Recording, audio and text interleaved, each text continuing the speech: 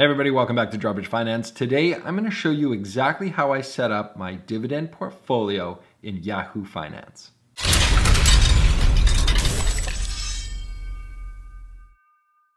Welcome back to Drawbridge Finance. My name's Levi. As always, I am not a professional investor. I am not an advisor of any sort. I don't work in the financial industry. And today I am going to show you exactly how I like to set up my dividend portfolio in Yahoo Finance to track all of my transactions. Let's get to it.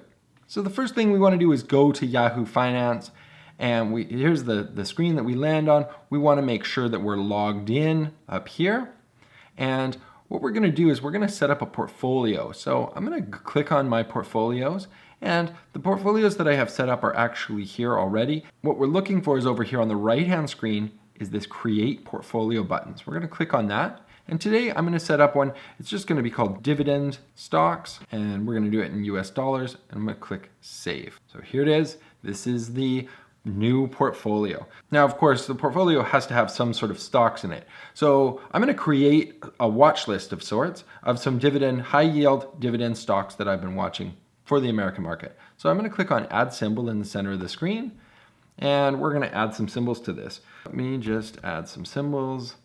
GME, GameStop. Now, for those of you who don't know how to find high yield dividend stocks or how I look for them, I've done a video on that before. I'll put the link right up here, but you should check out that video because it shows you exactly how I set up my screeners in Yahoo Finance so that I can kind of narrow down which types of stocks I'm looking for that I might add to this watch list. And it's exactly how I came up with these.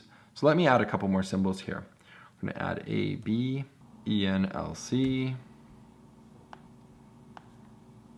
and CVI. Now, I am not recommending these as buys by any stretch of the imagination. These are stocks that I'm looking at and I'm considering purchasing in the future if they continue to do the right things. They've got the metrics, I've looked at them and I've kind of narrowed them down. So I'm feeling pretty confident. I'm going to add them to the watch list, and I'll probably keep them on this watch list for a couple of months.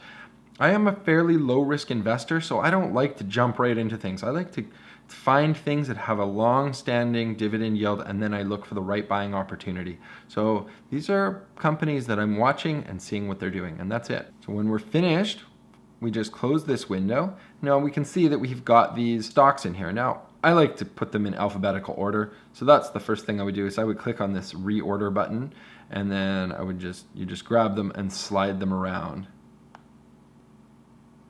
So A, C, E, G, I. There we go. Now they're in alphabetical order. So we'll click Save Order. Now they'll stay that way.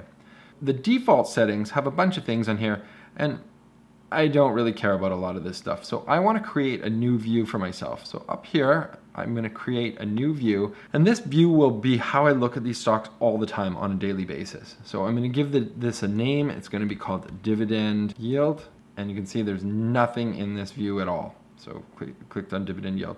Go back to edit view, and I can select a bunch of things. Obviously, the symbol is like the most important thing.